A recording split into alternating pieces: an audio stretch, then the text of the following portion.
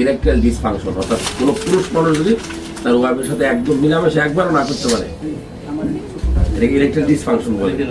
বাংলায় যেটা গ্রামে কথা বলে দজ বা দজাবঙ্গা, দজবঙ্গা বঙ্গ এরকম বলে না, আসলে ইরেকটাইল ডিসফাংশন, একবারও মিলামেশা না করতে পারে সে বাবা হইতে পারবে না।